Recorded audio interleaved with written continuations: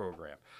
Because some of you out there may know, and if you don't, mark it on your calendar for next year, it is National Vet Tech Week this week. So we are celebrating what all the veterinary technicians do for us, our pets, our lives, our hospitals, our furry, four-legged, feathered, fishing, whatever, loved ones.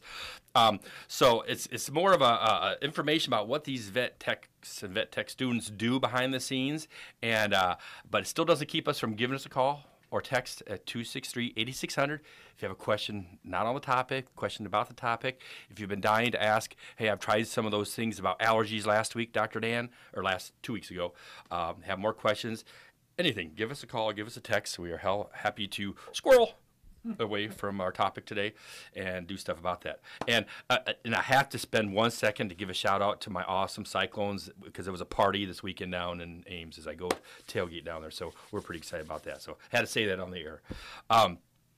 And as I listened to your show there, Jordan, and you did, I wasn't quite sure if that would leak through here as I was practicing my guitar out there. I actually wrote a tune, or I guess plagiarized a tune at 10 o'clock last night. I thought, you know what, this one might work. And so I kind of put together this morning. So it's one verse. It's to shout out to the vet techs. And I know we're a little late.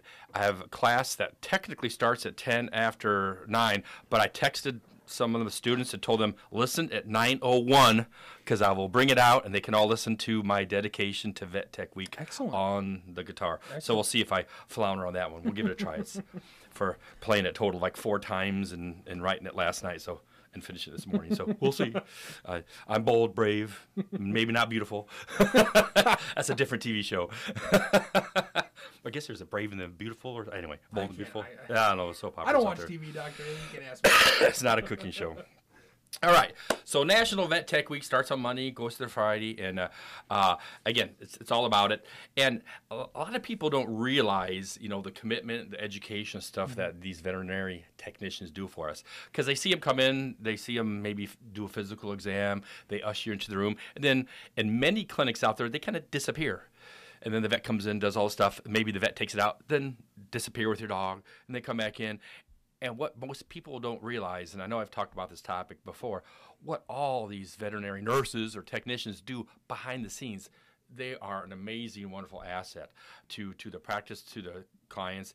And now, on the other hand, at some of the practices, the vet techs do a lot more in front of the client, helping them out, talk about nutrition, talk about, dismissals, hold histories, all that kind of stuff. Do what veterinary technicians do.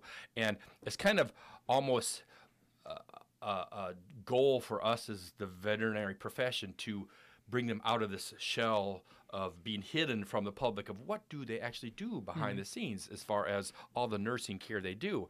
And I never realized, as many people already know by listening to the show, I am also the program director at the Muscatine Community College for the Vet Tech program.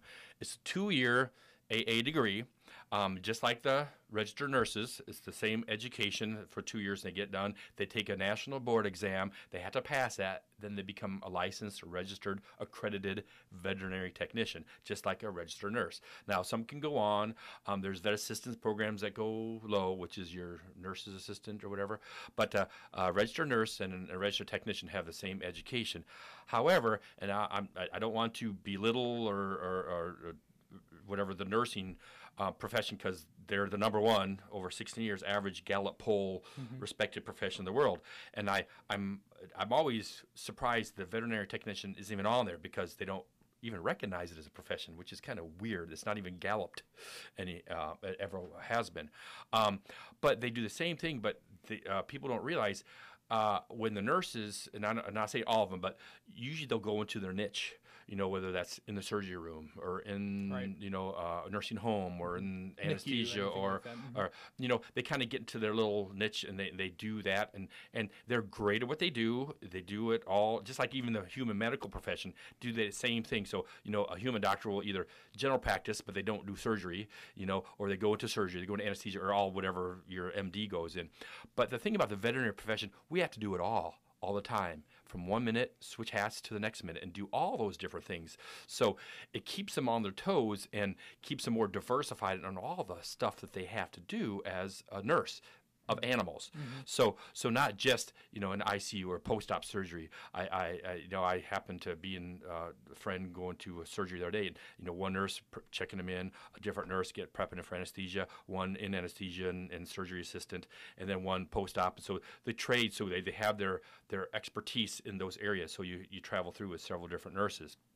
But in the vet profession, again, they have to wear the different hats. And I saw a poster that I was doing some research this morning and getting some of my ideas, some things to say.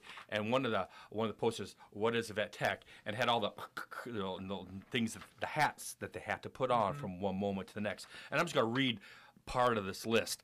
A nurse, of course, is a surgery assistant, is an educator, is an anesthetist, a dietitian, a dental hygienist, a rehabilitator, x-ray technician, a groomer. You don't see many nurses grooming. Nutritional advocate, a phlebotomist, drawing the blood, a grief counselor, a lab technician, a urologist, all these different things that they have to do. And that's in the first 2 hours of the day. And you could put on a pediatric assistant. You could be a OBGYN, reproductive assistant, all those different things that they have to do. And once they graduate and they learn all these things, and yes, nurses learn all those things too, at least most of them. I don't know if they do a lot of the rad tech and stuff like that.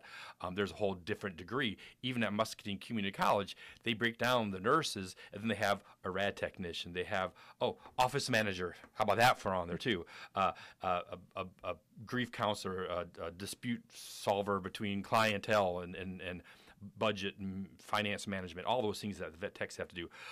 But in MCC, they have degrees for, office assistant in the medical thing. They have script, as far as through the EICC, transcription, medical transcript. They have all these different things that are 1 or 2 year degrees, and then we wrap them all into the vet tech in the 2 years, same 2 years as the others, and they have to learn all this stuff.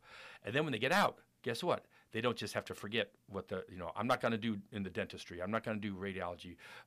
Again, like the nursing profession, they kind of go into one thing. They do it well. They probably learn a little bit more in that one area because that's what they do, and they have to do a few more technical things than the veterinarians, technicians. But on one moment, they're doing dental hygiene, doing cleaning teeth in anesthesia, and the surgery assistant, and they're putting these hats on. Hey, I need you to take x-rays. You have to be a rad tech. Hey, can you run that blood work? I need you to be a phlebotomist and a lab technician. Oh, hey, I got some grieving client in there. Can you talk to them about some support hotlines? And hey, I have a dietary requirement for this pet. Can you go and talk to them about this kidney diet? And it's just amazing. Outside, when they graduate, they have to do continuing education to continue to keep up on those things, because guess what? It changes every year in the vet profession. New drugs, new diets, new diseases, new treatments, stuff like that. So it's a very challenging and a very rewarding profession. And now that I've been in practice for 20 years before I started doing this, and I'm just amazed at, wow, I had no clue, even as a veterinarian, what all they do behind the scenes. And, because I had been to several practices that didn't have a real true certified vet tech at. So it's quite wonderful what these professionals do. And I was doing some Gallup poll searching this morning, seeing where the veterinarians, where the technicians, and of course consistently year after year the human nurses, and right now I think it's or at least a couple years ago it was nurses, then pharmacists, then MDs, or 1, 2, 3, and it kind of goes down the line. Veterinarians wasn't on there. And I realized, I did a history check, they stopped even counting the veterinarians in 2006 when we were number 3. Last time they even galloped the veterinarians and included them as a profession was in 2006, which we were 3. Nurses were 1, pharmacists, and then we were 3. That's what it was in 2006. And then for some reason, it didn't include in the questions, they didn't include that. They've never included vet techs in those questions. So I have to wonder, okay, if nurses are 1 and veterinarians are 3, where should the vet techs, which is a combination of both, be? If they actually polled, hey, what do you think on the trustworthiness of a vet tech? That's just a question the Gallup poll doesn't ask. When they do what's the most ethical, respected profession, they don't ask that question about our two professions anymore, which I find unfortunate.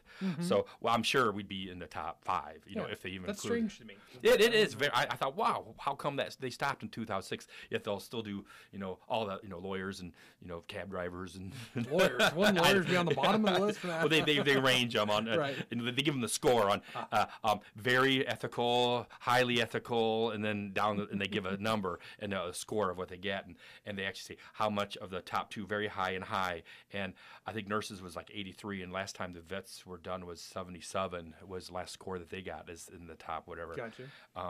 So anyway, there you go. So what we're trying to do is make aware through Vet Tech National Vet Tech Week, all that they do for us and stuff. So I want to bring that out and bring awareness to that. So hug your vet tech today when you're going into your practices and do that. So I wrote an article, and we'll take a quick little break, and then we'll come and we'll go a little longer. I think. Yeah, we got plenty. I wrote an article. I tried to put on our Facebook as well as our website. I wrote an article a couple years ago called Behind Closed Doors, meaning when that technician brings the animal to the back, what goes on behind closed doors, who does what. Veterinarians, let me reverse that. The only thing veterinary technicians can do or can't do that's only for veterinarians is to diagnose, to prescribe medicines, and do surgery. Everything else a veterinary technician can do. Histories, treatments, calculations, all that stuff I said. So unless it's prescribing, they can't write on a prescription, give this dog so much of a dose of this drug. They can't do that. They can't do surgery, obviously. They can assist and do anesthesia. It doesn't say anesthesia on there anywhere. And they can't diagnose. So a veterinary technician can't say, your dog has this disease. They know what it is. I teach them that, but they can't tell the client, by the way, your dog has this, unless they're transferring that information from the veterinarian. They can't do that because they don't have the DVM behind them. So they can do absolutely everything else, and they do. When I recruit students into the vet tech program, I tell them, like in the morning, because even though I still work and do surgeries like at Riverside Animal Hospital, I give them an example of what my veterinary technicians do behind the scene. And since I'm so busy, because while I'm sitting there at my desk at Riverside Animal Hospital, I may be doing schoolwork and stuff like that. So a good example to you clients to realize what amazing trust I put in my technicians at Riverside is, if say you're coming in just for surgery, this is the day in life of a surgery of a pet. The animal comes in, they see my tech from the beginning. They check that patient in, get your history, making sure you haven't eaten, stuff like that. Go through all what's going to happen during surgery, get the consents, do the physical exam, sign the paperwork. If there's any financial questions, they ask for that. Then they're done. I go in if I need to say hello, to say, hey, I'll be doing the surgery today, unless I've known them and they know I'm doing it. Then they bring the dog back. They do the phlebotomy, draw the blood, give it maybe, I tell them, hey, give this dog so much pre-med, so I do my prescribing. Then they run the blood work, do the test, they evaluate that, say, hey, Dr. Dan, the blood work looks good, and I verify that, but they know they can do that because they can read lab tests. Then I prescribe with the pre-med, okay, give them this. So I prescribe how much drug, they draw it up, they calculate it, they give it, sedates, they put in the catheter, they induce it, they intubate it, they shave it, clip it, do all the surgery prep, they get on the table, put on the monitoring, put on the gas, get all my surgical stuff ready, and then all of a sudden when the dog is ready for surgery, I hear, Dr. Dan, it's time for you. So I come in, spend 5-10 minutes doing the surgery. They help obviously do that, monitoring anesthesia, and then I'm done, and then I walk out. They turn off the anesthesia, they monitor it, wake it up, recover, do the post-op treatments, do the post-op surgical paperwork, charges, finances. They dismiss the patient, go over the instructions, answer any questions, and then do a follow-up call, and all that stuff, which takes them 2 hours to do, and I spend 5-10 minutes on doing that. And I say, and in between time, maybe a dog come in for a puppy visit. Maybe they had to do some dental stuff. Maybe they do all this other stuff maybe at the same time, and changing their hats. So throughout that whole thing, you would have probably 5 or 6 different human people, which is one employee putting on different hats through different stages of that whole thing. Wow. Just amazing what they do behind the door. Some of it in front of you, but very appreciative on what these professionals do. So let's take a quick break, and I'm going to talk about the Vet Nurse Initiative and play a little song.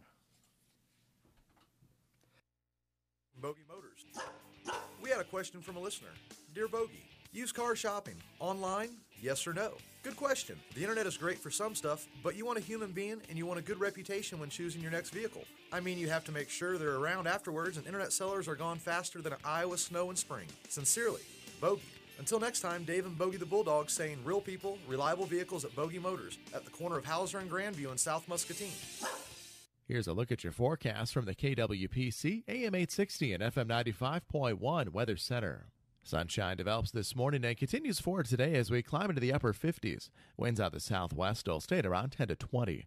Tonight we can expect clear to partly cloudy skies and a low temperature in the mid-30s as west winds stay at 10 to 15. And the outlook into your Wednesday calls for some sunshine and a high at 50, back to 33 on Wednesday night. I'm weatherology meteorologist Paul Trombley.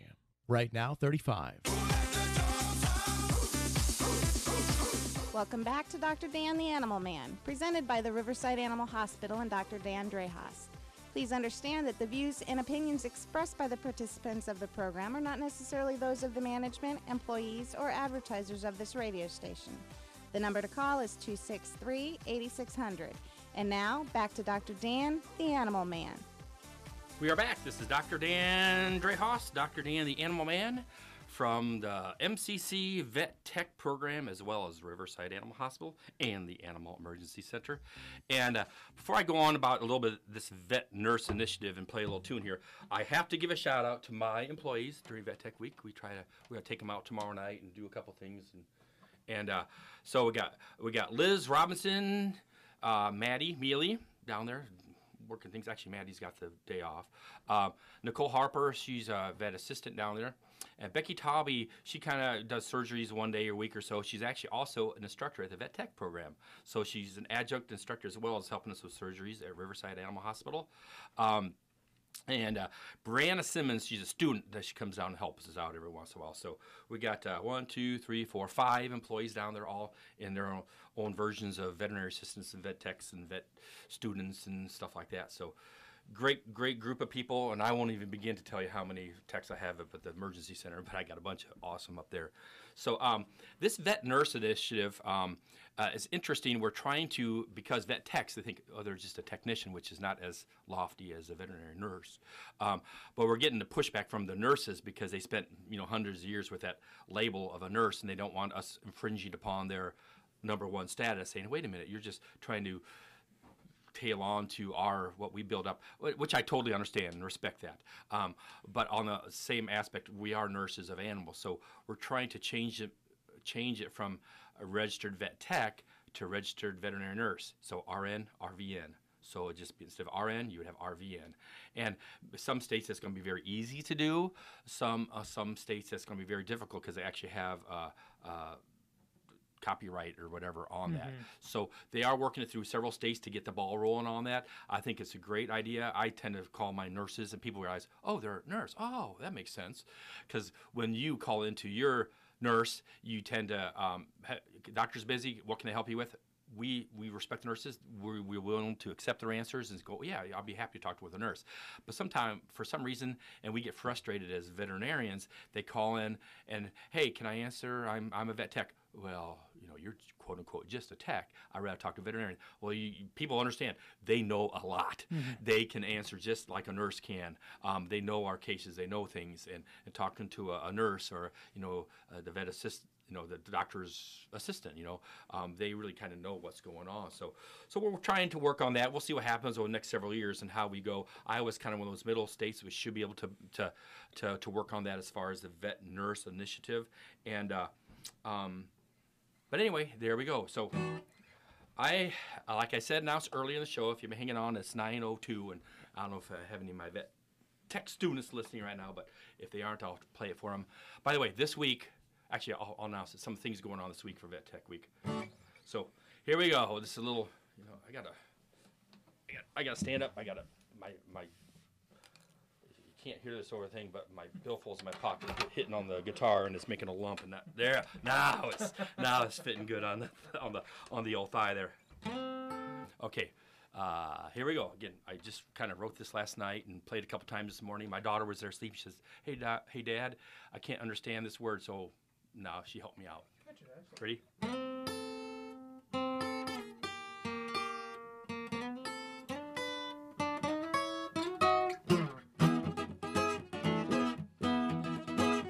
Soul Man.